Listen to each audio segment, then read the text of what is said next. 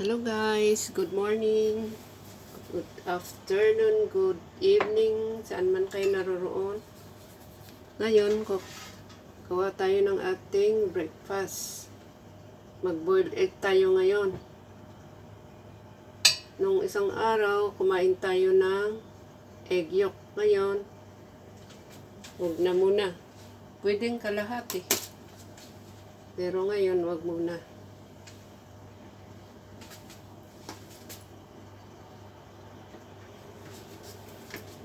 Magtira ako ng konti. Masarap kaya lang hindi pwedeng palagi. Tapos, ilagay natin sa ating tinapay. Pandesal siguro to Dahil maliliit naman itong tinapay, pwede akong kumain ng dalawa. Ganun lang yun, kamayin-kamayin na lang.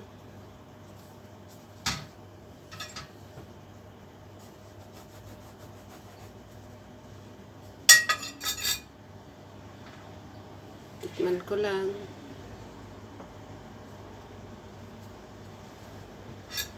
Thank you sa panonood. Salamat subscribers at sa mga gustong mag-subscribe. Maraming salamat at sa mga nagla-likes. Thank you very much. At saka ito, inom tayo ngayon ng green tea. Dahil naka 3 minutes na to, so ang init-init, pwede ko nang dagdagan ng tubig para mainom ko. Mainit masyado.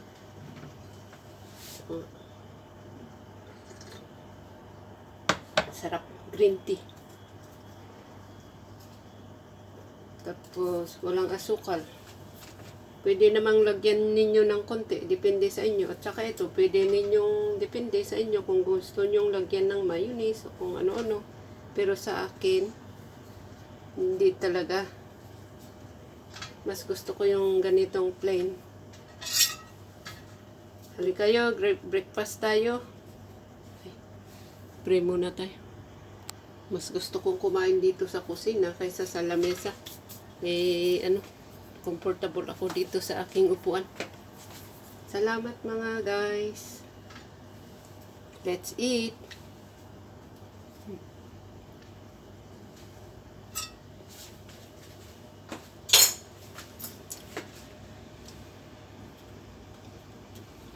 Pag nasanay na walang mayonnaise at saka yung mga masasarap na lasa, pag nasanay, okay. Masarap din. Thank you guys.